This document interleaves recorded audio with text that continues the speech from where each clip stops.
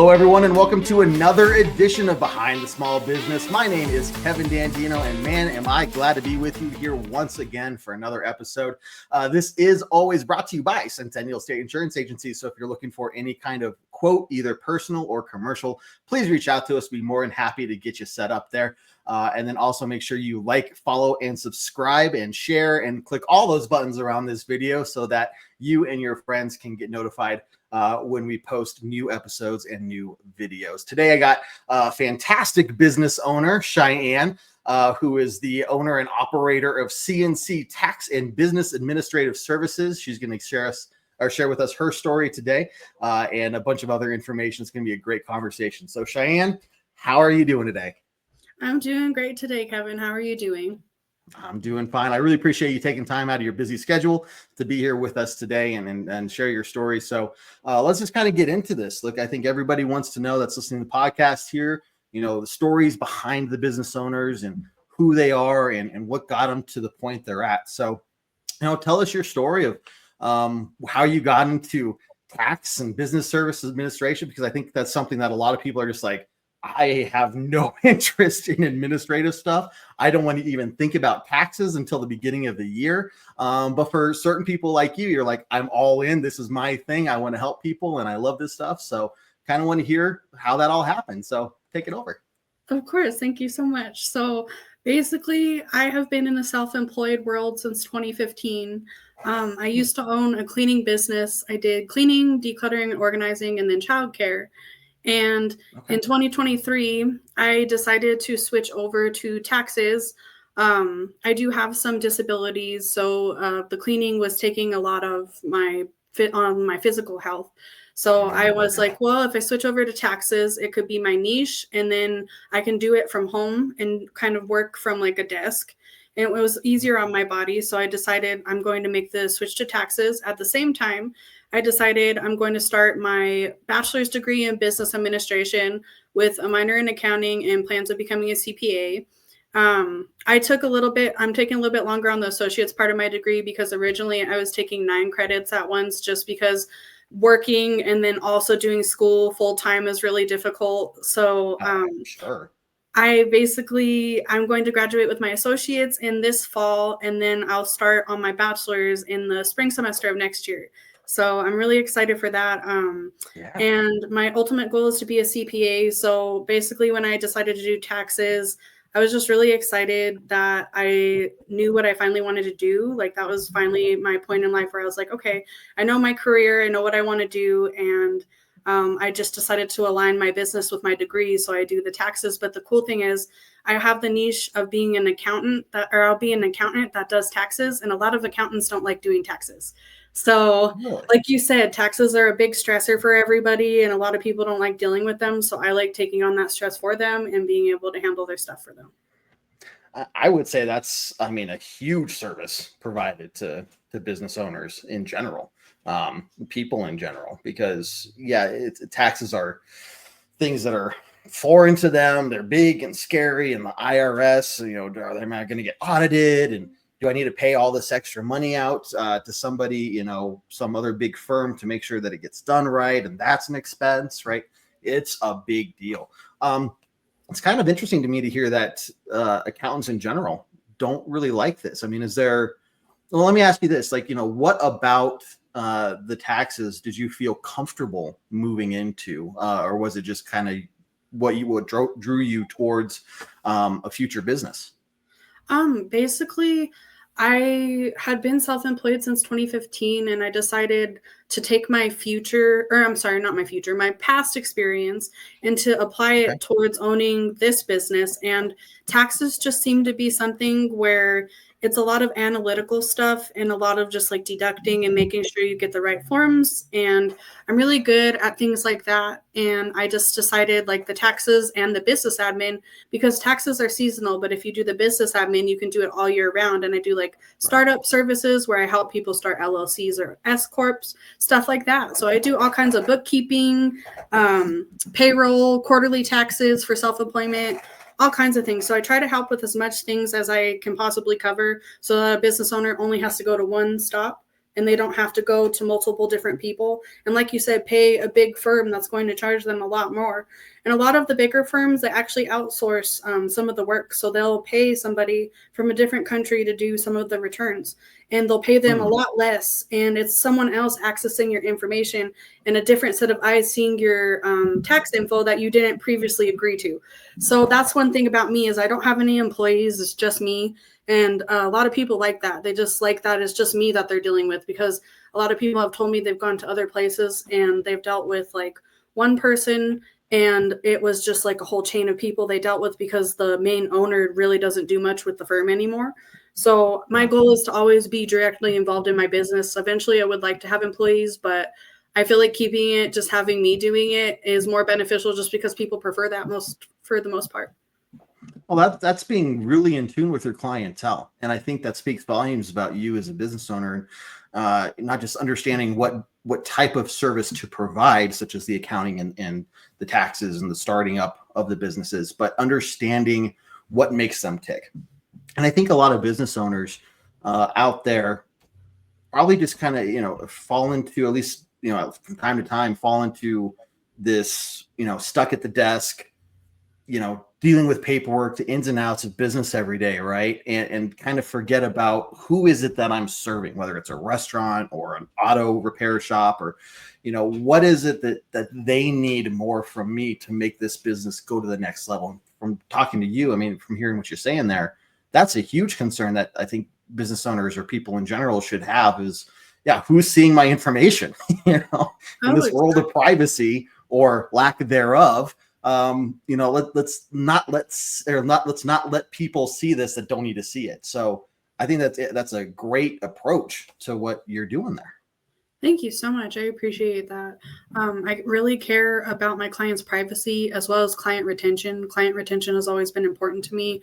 Most of my clients, like 90% of my clients, have been with me day one since 2023 of January. Wow. And they just have come back year after year. And this is the third year they came back, and then they're coming back next year too. So I really care about just providing top-notch service to my clients and making sure they have the best quality of services. I'm well known for giving my clients or reducing their taxable income as much as possible and getting them bigger refunds.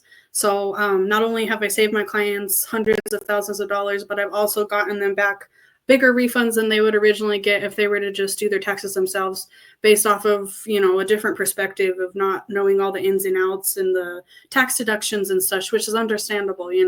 That's why I like to help people and handle that for them. No, I think that's a rare breed.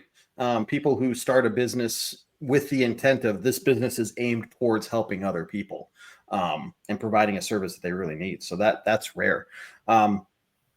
I think one question I want to ask you is, what does it take to get qualified to do people's taxes, other than just like degrees or something? Is there training, certifications, licenses that you need to go out there and keep and maintain, or what's that like? Yeah, of course. So like if you want to do a tax preparation business and you want to be just a tax preparer, there's a few different ways you can do it. If you just want to be a tax preparer, you have to get your PTIN, which is a preparer tax identification number. And then you have to get an EFIN, which is an e-file identification number for your firm. And those are from the IRS. You have to register your business with the Secretary of State and have an active business license in the county that you're in. And then I think basically those are the only qualifications for the tax preparer. But if you want to be an enrolled agent, there's different classes that you have to take, and there's different education completions that you have to complete. And then I'm a tax preparer right now, but I'm going for the CPA so that I can be directly involved because when you're a tax preparer, you're not able to really talk to the IRS after it's filed. They call the client. Really? And a lot of people misunderstand that because they think, oh, well, you filed it, you can deal with it afterwards. And I'm like, I'm sorry, and when I'm a CPA, I can. That's why I'm trying to be a CPA, so I can fully be there even after it's filed, so that I could go and talk to the IRS on behalf of my clients. Because otherwise you have to do like a power of attorney or something on their IRS account. A lot of people don't want to do that with, their tax preparer. So yeah. It's interesting. Yeah, I mean, to be honest, I never thought about that. And either I've done my taxing myself or had one of these big firms do it when things got messy with moving and everything. So never thought about, yeah, if you're a small business owner dedicated towards taxes and things like that, yeah, that's another level of you call it difficulty or just an obstacle to overcome and to help people understand that too. So sounds like you'll get it here really soon enough. Graduating in the fall, it's freaking June already, basically. Yes, I'm so So it's excited. gonna happen before you know it. You should be. That's awesome. That's awesome. Thank So you. more growth and expansion for your business coming soon, right?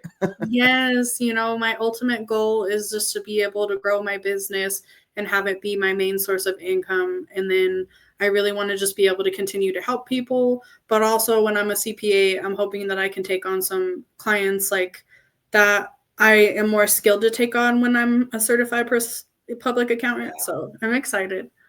That's good. That's good. And I mean, interesting thing that I talk about when it comes to difficulties of owning a business. One thing that tends to come up a lot is COVID. I'm guessing that when it comes to taxes and stuff, that maybe didn't affect you as much because we still all had to pay taxes during that time period. But in general, when it comes to being a business owner, because you've been doing it for 10 years now, and two different businesses. What are some of the struggles that you've had and you've had to overcome, and how'd you go about doing that? I would say some of the struggles as being a business owner, one of the main ones is just maintaining income when your income is sporadic. I know some months you can make like 5 grand, and other months you can make three, some months you can make like 1,800. And it's just like, if you have like reoccurring clients, usually you can plan stuff and it's consistent. But if you have a lot of like seasonal or just like one-off projects, it's harder to plan. So I've noticed like that is kind of hard because like it's like, you want to be able to like plan, but you can't plan because it's like it's just sporadic. And then I guess like dealing with people that seem to be unhappy no matter what I do, and there's not really anything I can do for them. I Yeah. feel bad, and I just feel like I've had to work on some of my like personal like problem solving skills and stuff like that because I'm an empath, and I really get along with people and I'm a people person, but I'm also like bad with conflict. So when people are like throwing conflict at me, I get kind of like, I'm like, and I freeze. So Are you describing me? Like, is that what we're doing here? Okay. right. Okay. Like I'm good at problem solving, but like when people are getting upset, it's harder to do the problem solving. Yeah. But Totally understand. I feel like those are the main two. Well, I mean, it's good for you to recognize that's something that because everybody has weak areas. There's not a business owner out there that is just maxed out with A+ scores across the board on all these different areas and stuff. Everybody has some areas of weakness, and to identify that and to say like, look, this is something that just based on my personality, I have a hard time with. Says a lot about just how in tune you are with how you run your business, how you approach clients, how you handle clients, difficult clients, or upset clients, because a lot of it turns back to the business reputation that you have. Exactly. And if that's just something that you can't overcome as a business owner, not just you specifically, but business owners in general, if they can't overcome or find ways to improve those areas they're weak in, that could have a pretty dramatic impact negatively on their business. Exactly. Yeah, that's very true. I feel like that's where like every situation, even if it's been a negative situation, that's helped me grow and learn as a person. And I'm grateful for it because that's also helped me with like my cancellation policies, my refund policies, strengthening those things and making sure people sign a contract when we do business. If you anytime there's some people that I'm friends with that are my clients, and it's like they signed a contract the first time we did business, and then we just kept doing reoccurring things, and we didn't keep signing a reoccurring contract because we did one and it was fine. But there's some people that like it's like anytime I like decided just like not to sign a contract for some weird reason, because some people are hesitant to sign contracts because they think that you're trying to screw them over by getting them to sign a contract, that you're only covering you, that you're not covering them, but the contract's supposed to cover you and the other person if it's a good contract. That has always gone wrong for me. So it's also helped me learn, always make sure people do that DocuSign contract, and then always make sure people are aware of my refund and my cancellation policies, so that, they don't, if they get upset about something, it's if they signed it, they know, you agreed to this. Yep. You should have maybe read it first, right? Right. Those are things that you definitely should read. So, but yeah, I mean, it does protect you and protect the client themselves.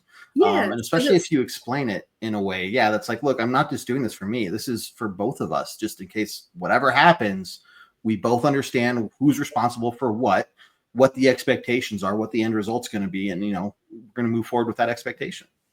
exactly, because it also states that I have to provide my end of the bargain, that I have to do the work that they paid for. Mhm. I usually collect payment up front, but it says in the contract I will provide all the work, and that if there's some reason that I messed up, that I give a partial refund. I have all these different things to cover, like all different aspects. So I just feel like that's like important too. Like I guess like just situations where I didn't have my contract like covering certain aspects, it just learning from those situations and kind of improving, that has helped me too. Yeah. Well, I think I spent a lot of time asking you questions about the tax side of the business, mostly because that's so unforeign to me. But let's move over to that other side, that administrative services side. What you kind of talked about the setting up of the new businesses and the LLCs and S corp and all that stuff. What other things do you provide there other than just new business support? And kind of what's the bread and butter when it comes to that side of the business? Definitely setting up S corps. A lot of people like switching over to S corps because of the tax Hmm, advantages of it. And really? especially when they're making more income, they're able to write off more of their loss, and it's double tax. So there's just so many different benefits. It not only lets you write off more, but it allows you to get a bigger refund. So I've done that's usually my bread and butter, is like S corps quarterly taxes, because usually people pay for the whole year for me to calculate each quarter, and so stuff like that. Bookkeeping, I feel like I don't enjoy bookkeeping, but I do offer it as a service. It's one that I usually will refer out people to be honest, but I have a few clients Sure. that they want me to do all of their tax and their bookkeeping stuff, so I do it for them. But it's just one of those things where what's the QuickBooks and stuff is just kind of sometimes difficult to work with. It double reports things, and Oh, it's not really? as accurate as everybody makes it out to be. It's kind of a headache. So um, just from personal experience, one of the things I offer that I don't like doing is a fun fact, but I like Sure. everything else. Um, and then some, what else? I'm trying to think. Websites. I do like website design. I help with Oh, like Google wow. ads. Um, I help with the business licensing aspect. I do like W-2s and 1099s and such if people need me to issue them out for their employees. Okay. So Gotcha. I just collect the information from them, and then I get the forms from the IRS website and give them to them. But Okay. I do a lot. Like Yeah. um, I've done a lot of different projects. And I have clients of all different kinds. I have clients that are couples, clients that are individuals, and clients that own businesses, and clients that don't own businesses. So Okay. Yeah, because I think I was going to ask, is there a specific area type that you focus in on, like a type of business, or is this really just kind of open to anybody and everybody for those who are listening out there? pretty much just open to everybody and anybody. I like to help as many people as I can. And I mean, I really do like helping people that own cleaning businesses as well, because I used to own Sure. a cleaning business. So it's kind of like I can help them with their tax side. And then I Right also there, know right what in the it's heart, right? like. Yeah. Yes. And then I help a lot of like mechanics and just a lot of self-employed people who own like car businesses and restoration businesses, all kinds of things. Hmm. So, I've helped a law firm. I've helped a lot of different kinds of businesses. So I really would like to help like a restaurant or like a beauty salon, or, Oh, there you go. I'm open to anybody, but like it just some creative ones that I've thought of that would be cool to help. Yeah. No, definitely. And I kind of want to drill a little bit more down into this, the idea you keep bringing up that excites me, of wanting to help people, right? Being that kind of servant citizen, if you will, of providing a service and doing it well, something that people aren't good at, don't like doing, don't want to deal with. But recognizing that it's not just making you money, but it is providing a very important service to these people. Um, we talked about before the show, some of the things that you do within the community and some of the networking things. So, what is your approach when it comes to community involvement and networking, and kind of what are the things you're doing there? Of course. So I'm a part of the Pueblo Chamber of Commerce. They are a business networking group for Pueblo. And I will admit I haven't had a lot of time to go to their events just because I've been so busy. But Sure. Yeah. they have a lot of events that are like after hours events where you can go and have a few drinks of wine or something and just meet with people and kind of socialize and eat a few snacks. And they have a lot of really good resources. They have like advertising opportunities where you can advertise your business and pay for like marketing and such. So I still have to utilize some of their resources, but some of the things I like to do to give back. Last year for Halloween, I gave some goodie bags to the Pueblo Advocacy Center, or the Pueblo Youth Advocacy Center. They help kiddos that have been abused and such. And so it was really nice to be able to put back those goodie bags for them of candy. It was actually, I felt like a little kid again because like I had to dump all the candy out on the floor and load them into the bags. And it made me feel it was so fun. I was like, this is the best. Like, and everybody kept trying to eat the candy. I'm like, no, these are for the kids. I'm a kid at heart, though. Like, I know, right? I had to buy a bag at that point because everyone's like kept breaking into the candy. I'm like, I gotta get it back to the house. But this is for the real kids. This is for the grown-up kids. Okay, got it. I also did in 2023, the first year I opened. At the end of the year, I did an event with another local business, Hustle and Smoke LLC, and she and we did an event where we had a bunch of local businesses come together at the shop, and we did a toy drive, and we gave away toys to the kiddos, and they got like free cotton candy and hot chocolate, and yeah, it was just really fun. And then of course it was an opportunity for the businesses to promote themselves and have their business cards out and stuff. And my other friend, which was one of my clients, she had her husband dress up as Santa Claus, and he took pictures of the kids, and it was great. Oh gosh, I love doing stuff like that. I haven't done anything this year just because I've been kind of tight on resources, but I want to do something. I'm trying to plan something. I just have to think of ideas. I have to brainstorm because I like to do creative things, like, and it has to be like during, like, I like it to be for like an event, like whether it be like Cinco de Mayo or like something, like Valentine's Day, Halloween. I like it to be kind of around the holidays. So I got to plan some more stuff this year, but I'm excited. That actually gives me some more motivation to get together with myself and plan. Yeah.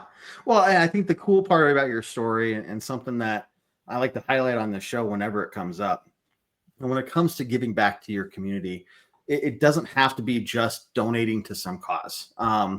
If you're a person there's like, it maybe seems overwhelming or just one more thing to do, like, you can have fun with it. You can let your own personality shine through the way you give back to the community. It sounds like what you're doing, this whole idea of serving others and helping others, it shines in your community involvement there when you're reaching out and helping these kids and giving them candy, just something to put a little smile on their face, right? But it's unique to you, and you're talking about, I want to come up with ideas that are fun, that are meaningful, and maybe it's something that nobody else is doing. So I think there's really great things that you're saying there that I think more business owners could really benefit from thinking about and trying to figure out how they could do something similar in terms of the creativeness on their side.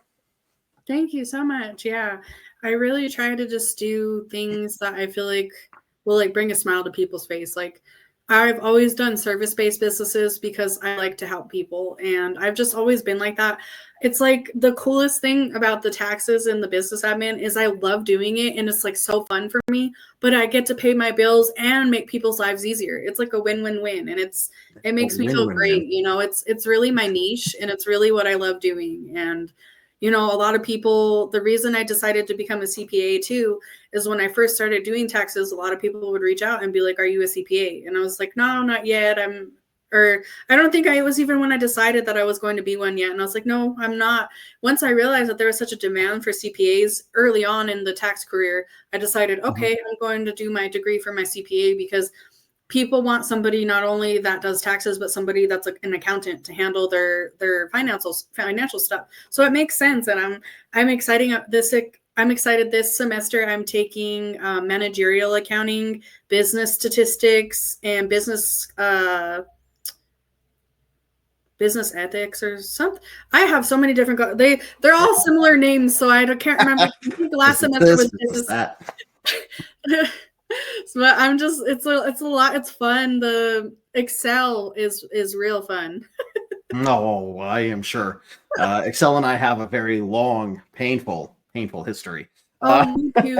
I will be honest, I have to get some tutoring sometimes with my Excel. So I meet with my tutor for like 2 hours, and he helps me work through the problems and shows me this is how you do this code and this is how you do this thing. And I'm like, that makes sense when you explain it, but when I try to enter it 20 freaking times, it didn't go through. Like, yeah.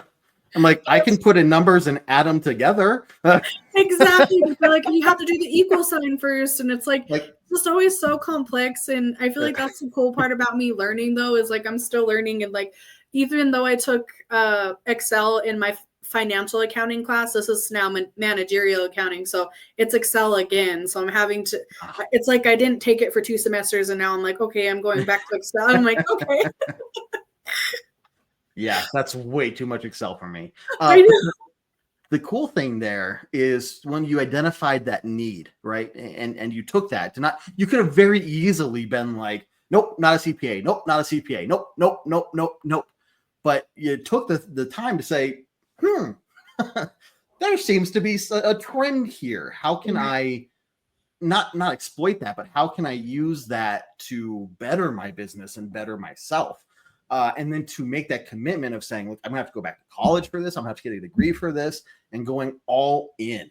And that's a lot, because I think for any business owner, getting ideas of how to improve their business, either through this or that, or blah, blah, blah, blah, blah.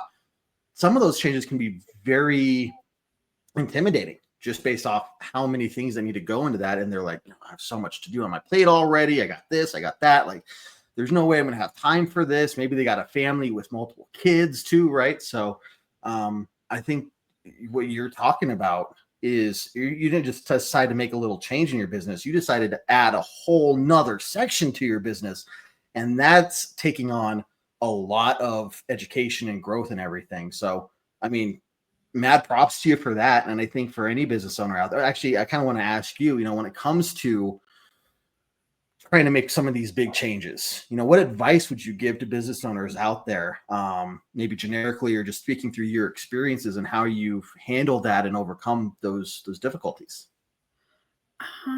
I would say personally, like really having like a strong, like solid team for like your accounting, your bookkeeping, just managing things overhead for you that you don't have time to do. I can say personally, I do all of my own business stuff on top of doing everybody else's. And I wish that I had time to hire somebody to do my stuff.